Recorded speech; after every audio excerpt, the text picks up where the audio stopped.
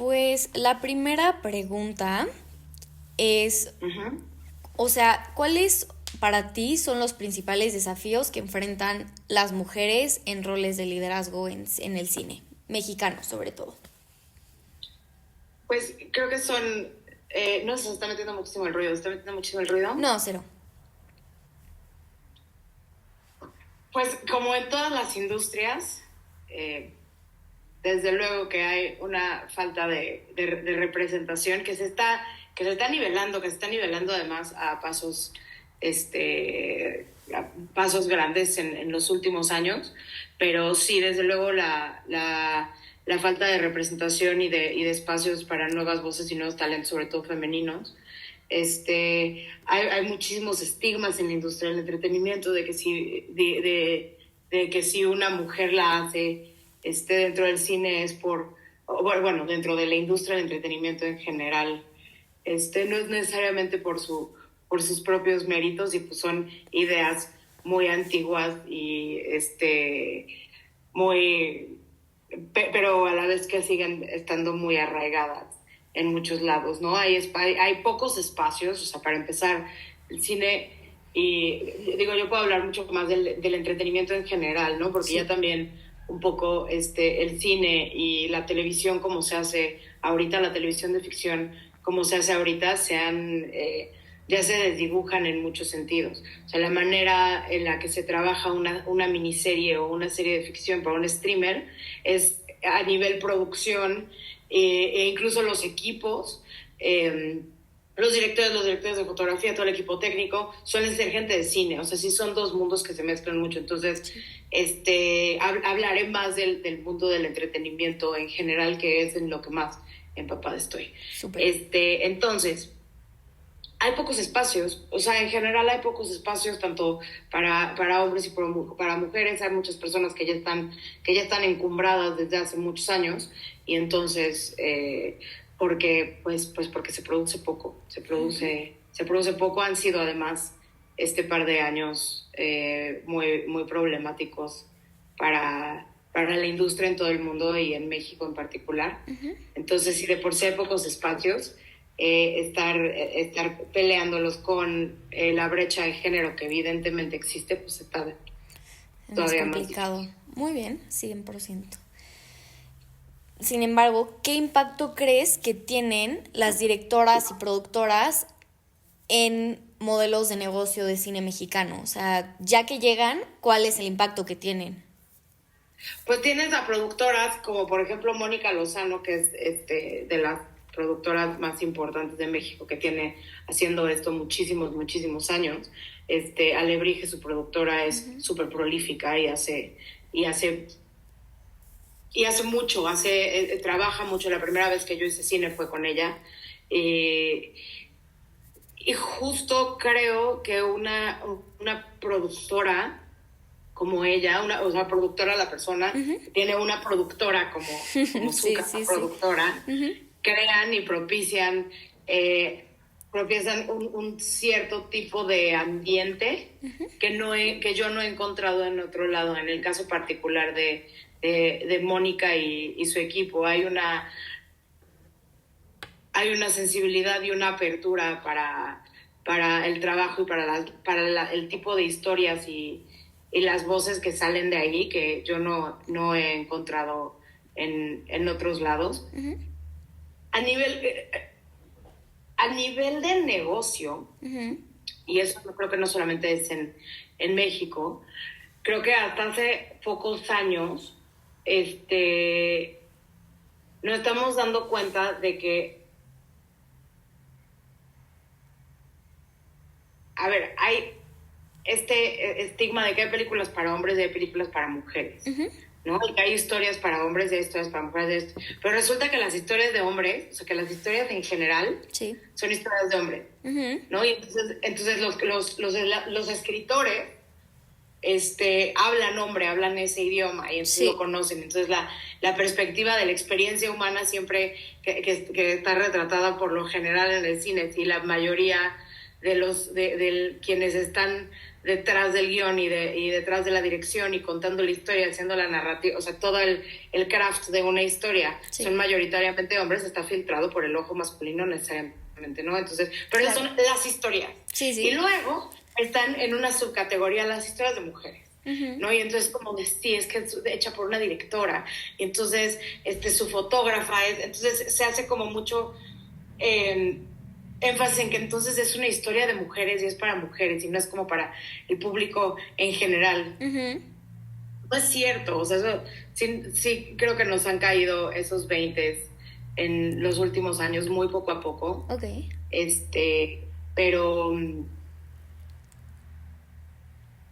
Pero las personas que cuentan historias en el cine y en el entretenimiento, que son mujeres, que se identifican como mujeres, y que tienen este ojo distinto, también saben narrar historias como lo hacen los hombres, porque es lo que hemos consumido toda la vida. Claro. Entonces el scope es mucho más alto, es mucho más amplio. Sí. Y entonces es interesante, desde que me dijiste que hiciéramos esta entrevista, yo decía, voy a tener muy poco que decir, y creo que sí tengo poco que decir, porque tengo más experiencia como consumidora. Me encanta. Sí, de entretenimiento y últimamente de cine. Últimamente, por ejemplo, he estado viendo cine de terror por primera vez en mi vida. Y es muy claro el tipo de horror el tipo de horror protagonizado por una mujer que puede narrar un hombre, y en dónde puede él distinguir que están las partes más, los puntos de la historia que son más catárticos o más violentos o más agresivos, a como lo percibe una mujer. Vi la Sustancia ayer. Una locura. Y la escena más terrorífica no es ninguna con sangre. La escena más terrorífica y más llegadora es cuando se está desmaquillando frente al espejo porque es incapaz de salir de su casa. Sí. ¿No? Porque esa es una experiencia esencialmente de las personas de las mujeres. Sí. De las mujeres y del horror, aunque es body horror. Sí. Es, a fin de cuentas, es el horror cósmico de la mirada masculina, y eso es muy atascado. Sí. Que sea una película sobre eso. Entonces, pero siendo que la directora sabe hablar ambos idiomas, logró hacer una película que tiene estos dos niveles de lectura, en donde dos demográficos diferentes pueden encontrar valor en narrativas completamente diferentes. Se trata de cosas completamente diferentes, una sola pieza. Sí, 100%. No, y es un chiste, ¿no? Pero, o sea, la parte más aterradora sí es eso, y también es Dennis Quaid comiendo camarones, es asqueroso, ¿no? Sí, que es claro. Traumante, sí, o sea...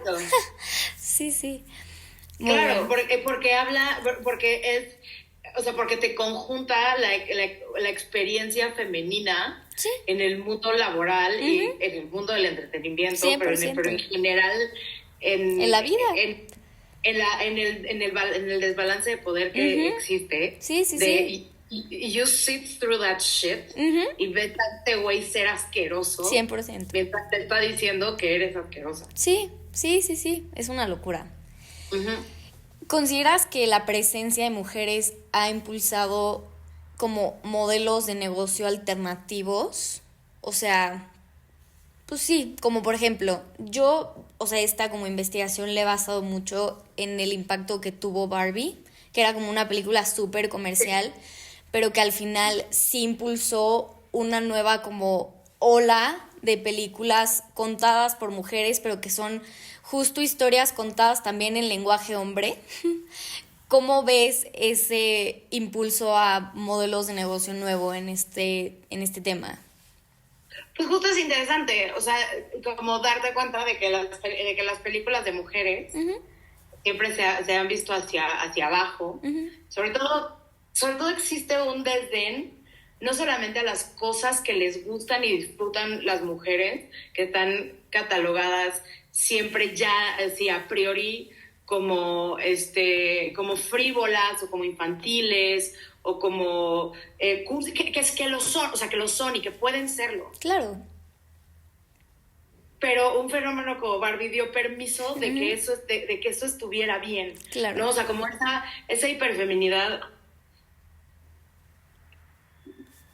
que agarró cierto tono de rebeldía hace unos años con las redes, así sí, o sea, sí soy una basic bitch, sí soy una básica. Sí, claro. Sí, y está bien, y está bien, porque ha habido tanto desdén hacia las cosas que disfrutan, sobre todo las niñas y las niñas adolescentes, ¿sabes? O sea, de entrada ya, One Direction ya es mala música, ya de entrada, ¿por qué? Porque les gustan las adolescentes. Claro. Twilight ya es literatura de mierda. ¿Por qué? Porque les gusta a las adolescentes. Sí, sí, sí. Y no necesariamente, ¿sabes? O sea, no necesariamente, y los productos que había, y las sagas, digamos, de literatura para young adults, que fueron más exitosas en su época, en demográficos más amplios, fueron escritos por mujeres que también estaban hablando el lenguaje hombre, es decir, Harry Potter. Claro, ¿no? Sí. Las que Twilight ha sido una burla constante por muchas razones, pero también fundó un tipo de cine. Claro. Que ha sido un negocio, o sea, independiente. Negociazo.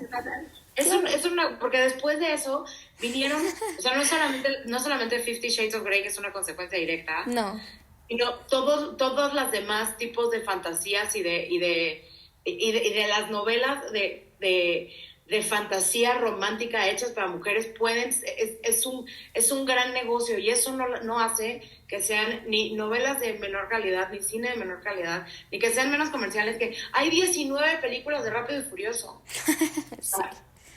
Sí. ¿Sabes? O sea, comercialmente, o sea, tener el miedito un poco sobreintelectualidad de que entonces el cine de mujeres tiene que ser una cosa, tiene que tener esta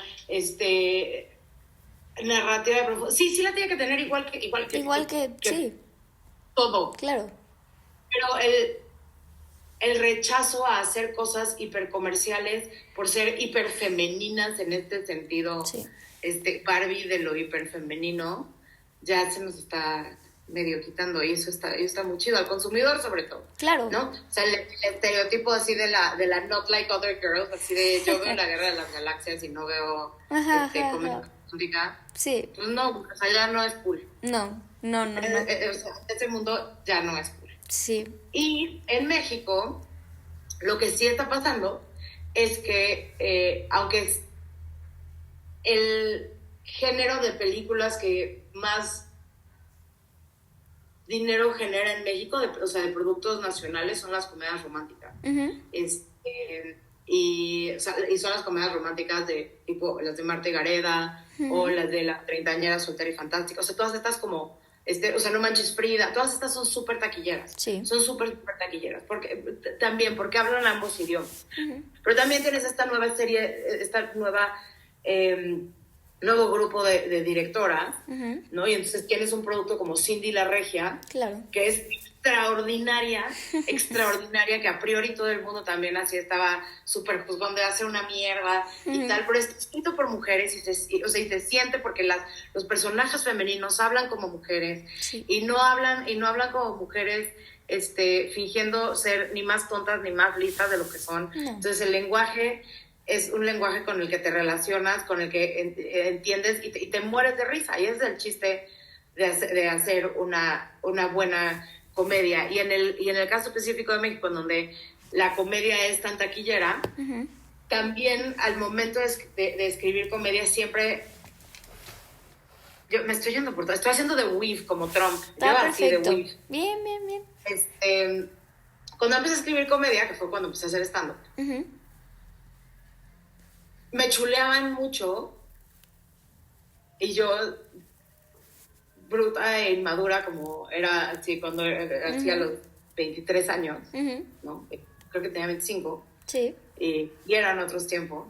Pues me chuleaban mucho así como de, es que es muy chido que tu stand-up no es como de mujeres. porque no hablaba de menstruación, porque no hablaba de sexo, porque no hablaba así como de temas de mujer. Y a mí eso se me hacía de lo más cool. Sí. Que dijeran eso. Y luego me cayó el 20 de lo profundamente misógino que era ese comentario. Claro. Que era, ¿sabes? Uh-huh. Como, ¿por qué todo el resto de los demás comediantes, que además son el 90% que son hombres? Uh-huh. O sea, si llegas y le dices a uno, yo sé, me encanta que tu comedia no sea de hombres. Sí, claro. Se van a ofender, cabrón. Sí. Eso yo creo que es algo que tendría que empezar a hacer con mis comediantes amigos hombres. Y como, güey, lo chido de tu comedia es que no es como comedia como de vato. Sí, claro. Sí. 100%. ¿Ves? Justo eso, como lo que quería, que se fuera como... Sí, plática, a gusto. Muy bien. Ok, pero... ¿qué papel tiene la representación femenina en la evolución de las narrativas? Que creo que es un tema muy importante cuando hablas de qué tan como rentable es o qué tan atractivo puede ser el tema de las narrativas no contadas. Y es como... Sí, ¿qué opinas? Ok.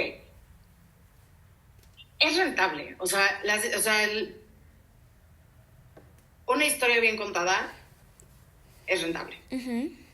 ¿No? ¿Por qué de pronto también nos asusta esta cosa como de, bueno, es que esto a lo mejor no es tan comercial? Porque hablar de violencia, o sea, porque cuando hablamos de género, necesariamente, o sea, es político, uh-huh. ¿no? O sea, hablar de género es... Sí. O sea, necesariamente es político. Y entonces, vamos a hablar entonces de temas de violencia de género, vamos a hablar de temas de aborto, vamos a hablar... Sí, claro que está ahí adentro, uh-huh. Pero está dentro también de las vidas cotidianas de todas las mujeres, en donde no es necesariamente una tragedia desgarradora, uh-huh. ¿Sabes? En la que de una película contemplativa de una mujer que pasa toda su vida reviviendo su violación en su cabeza una y otra vez. Ese tipo de historias son necesarias de contar, sí, y hay gente que las puede contar muy bien, sí, sin duda, uh-huh. Pero no necesariamente todas las historias que tienen perspectiva de género, o sea, no es eso no es tener una historia con perspectiva de género. Uh-huh. Tener una historia con perspectiva de género es poder incluir dentro de una historia como Cindy la Regia, uh-huh. Temas como el acoso laboral, claro. O temas como que el acoso callejero, o en Cindy la Regia es clarísimo las expectativas de casarte joven, uh-huh. Porque si no, no vales como morra. Uh-huh. O sea, y son temas que son importantes, que son que forman parte de las violencias cotidianas, pero puedes meterlas muy fácilmente dentro de historias que no tienen esta densidad a la que las personas que están tomando las decisiones financieras sobre si hacer una película o no, uh-huh. Puedan temerle. Y ahí es en donde entra la audacia de las guionistas, uh-huh. De las escritoras y de las directoras para inmiscuir esos temas y para que se hablen, porque también la comedia es un extraordinario vehículo, claro. para hablar de eso, ¿no? Sí. O sea, hay digo, son dos productos completamente diferentes, son dos obras completamente diferentes, con públicos completamente diferentes, pero puedes hacer un después de Lucía, uh-huh. En donde es una mujer que vive acoso constantemente y los niveles de violencia son desgarradores y es tremendo y es una peliculota y es una muy buena película, sí. Pero también puedes hacer una cosa como ella es Ramona, uh-huh. ¿No? En donde también estás hablando de las expectativas de belleza que hay con las mujeres, del acoso laboral, de las barreras que tiene una mujer a la que todo el tiempo le están recordando que es insuficiente. Claro. Pero si te pregunto de qué se trata, no se trata de eso. Sí, claro. Pero sí. Pero sí ahí pero ahí te diste cuenta. Ahí sí. Salió. Uh-huh. Y digo, conectando eso, o sea, la siguiente pregunta es, o sea, consideras que esta presencia, o sea, en roles, detrás, enfrente, en todo, ayuda a desafiar estereotipos de género? Creo que... Tendría que, o sea, sí, o sea, la representación es, a ver, muy controversial el tema de la representación, porque la inclusión forzada, y entonces, así cambiar de género al protagonista, para entonces ahora ya es mujer, y entonces así que la banda del internet se impute, etcétera, ajá, es muy controversial. Ok. Pero sí es un hecho que la representación es muy importante y que no, y se dieron cuenta, fíjate, en México creo que con las bioseries, te digo, yo te hablo aquí desde mi experiencia. Sí. En el boom de las bioseries, que fueron estos 5 años, desde que salió la de Juan Gabriel, que fue la primera y que fue un exitazo, y después todas las demás, se dieron cuenta que tenían que castear a gente que se pareciera a gente que existe en la vida real. Okay. Y entonces que no todo el mundo, porque, o sea, en cuanto a lo físico, y entonces muchísimos actores que no habríamos tenido un protagónico en algún otro momento tuvimos esas oportunidades. Y nos dimos cuenta de que a la gente sí le gusta y sí disfruta ver en pantalla gente que se ve como ellos. O sea, que sí es posible y que sí es rentable y que puede ser incluso aún más, tiene muchísimas ventajas. O sea, ve el efecto de Bridgerton, o sea, ve el efecto de Penélope de Bridgerton, ¿sabes? Sí. Es una cosa a la que de pronto se le pierde el miedo poco a poquito. Porque sí, porque justo y es muy frustrante lidiar de este otro lado con el tema de castear ahora ya ni siquiera están casteando así actores guapísimos, están casteando influencers, ¿no? Entonces influencers en vez de actores, y el algoritmo y de dónde más, o sea, ya está trabajando la industria en función de conseguir más eyeballs, y pues la manera de hacer eso es pues meter influencers y demás en sus productos, y eso creo que es especialmente duro con las mujeres. Claro. Con el tipo de representación de belleza y de cuerpo y de blanquitud y de ¿no? Que pues sí, hay una evidente barrera de cómo te tienes que ver para aparecer frente a la cámara, pero han habido ejemplos clarísimos en donde se demuestra que eso no es necesariamente cierto. O sea, que sí puedes hacer una inclusión inteligente, claro, de cast y de personajes, y eso enriquece muchísimo la experiencia, sobre todo cuando, a pesar de que la televisión abierta sigue siendo la reina de la cantidad de ojos que la ven, en el cine también ha habido estos fenómenos en donde es claro que a la banda también le interesa ver otras historias y ver gente que no se ve como la gente que has visto en pantalla toda la vida. Ve a Yalitza. Claro. Por ejemplo, pero es tremendo que sea una. Sí, claro. ¡Una! O sea, ¿sabes? Que sea como el caso así aislado y extraño en el que se contó esta... Sí, 100%. A pesar de que es muy evidente para los productores y para los streamers y para que ahí hay dinero, que sí es negocio. Sí, claro, que se ve y que, o sea, siento que el tema de la representación ha sido algo que se ha romantizado para mal en algunas ocasiones, ¿me entiendes? Como la inclusión forzada y no sé qué, y no va por ahí, o sea, creo que más bien es darle a la gente entretenimiento en donde se refleje y no vaya más de eso. Ni siquiera tiene que ser una narrativa súper elaborada y súper... No. cero.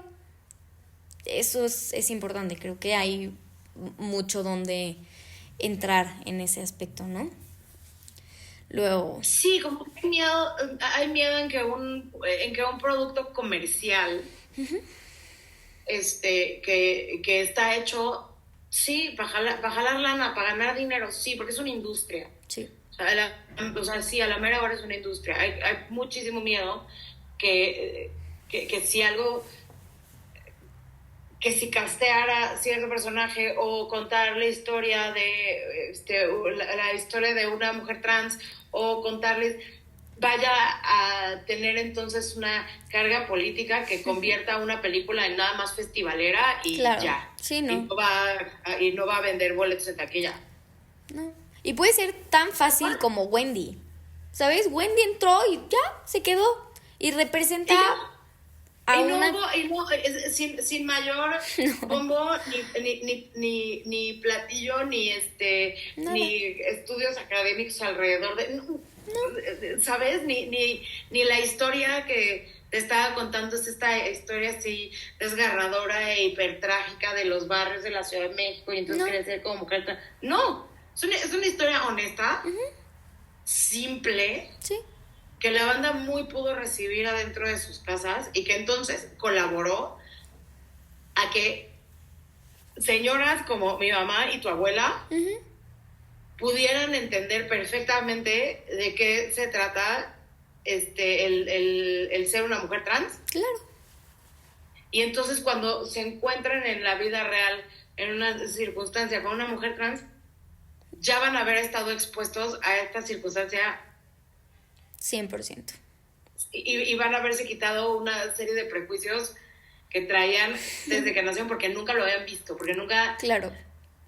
porque si no es este pánico moral que no está fundado en realidad nada. 100%. Entonces, Sí. sí, totalmente. Y o sea, a largo plazo, ¿cuál crees que sea el impacto de la participación de mujeres en la industria cinematográfica? En México, sobre todo. Bueno, y en el mundo.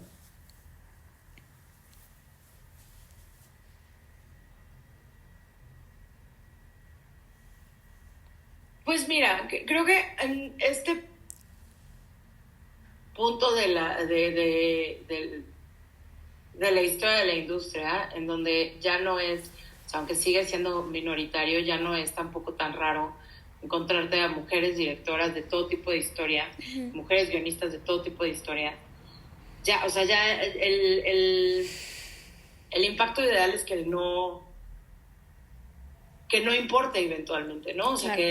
que el tema del género, igual que como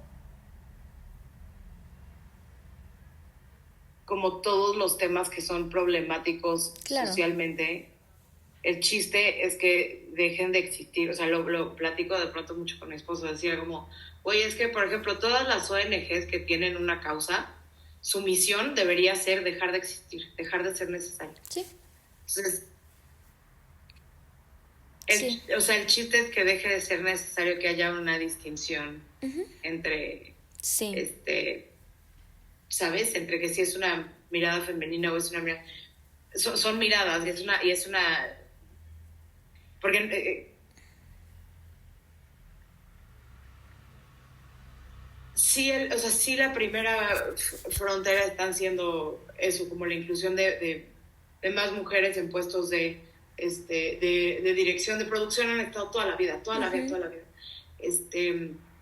Pero, pero sí en dirección y en contar historias propias. Entonces, sí es algo que están empezando las mujeres, entonces, y nos está demostrando que las historias de mujeres se cuentan mejor a partir de mujeres, entonces que ese mismo modelo se repita para personas de la diversidad sexual, para, Claro.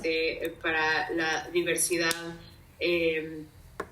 racial, de clases, de todas las circunstancias, ¿no? O sea, Sí. si voy a contar una historia, o sea, que la gente tenga espacio, que haya de contar sus propias historias, sobre todo Sí. porque también a nivel negocio, es mucho más atractivo contar una historia desde el punto de vista de quien la vivió, porque es mucho más cercano y estás abriendo nuevos mercados. Entonces, o sea, y personas a las que las historias así, la comedia romántica de entre dos personas blancas y heterosexuales no les interesa en lo más mínimo porque no les refleja nada, puedes abrir muchos más nuevos mercados. 100%. Sí. Diversificas. Cuentas otro tipo de historias de amor, no existe nada más una, entonces... 100%. Y la última es, ¿qué cambios crees que son necesarios para pues, fortalecer el liderazgo femenino en el cine? Eso sí no te la sé contestar, fíjate. Pues, o sea, dentro de tu experiencia, ¿qué como prácticas cambiarías para como que sí, se impulse? Yo creo que, o sea, en general creo que es muy importante que las historias que están siendo contadas por mujeres, o sea, si el origen de una película es el guión y es la historia, entonces las personas que tienen que estar a cargo de la adaptación del guión, de la producción, de las notas para el guión, de todo el craft de la historia que viene después de tomar una historia de una mujer escrita por una mujer, que sea mujer. Sí. O sea, eso es muy importante, tener equipos completos de mujeres, en donde no sea necesario explicar por qué una cosa, o sea, por qué... Sí, claro. ¿Por qué una experiencia particular femenina que va a resonar con el público, pero que aliena a un productor masculino porque le parece, porque no le entiende? O sea, creo que sí es importante hacer equipos completos de mujeres. Y sí, o sea, es absurdo, pero... Sí. Pero en muchos proyectos en los que he estado, en donde se cuenta la protagonista es una mujer, de pronto soy la única mujer en el cuarto de escritores. Claro. De pronto hay algunos que tienen o sea, hay productores y jefes de escritores que tienen la audacia de llamarme por teléfono para ofrecerme la chamba, diciéndome, es que necesitamos una mujer en el cuarto de escritores. Y eso, o sea, es absurdo. O sea, salirnos del tokenismo, sí. O sea, de no porque tengas ya una sola mujer o el guión lo haya escrito una mujer, ya no necesariamente estás contando una historia femenina, porque todos las demás piezas, sí.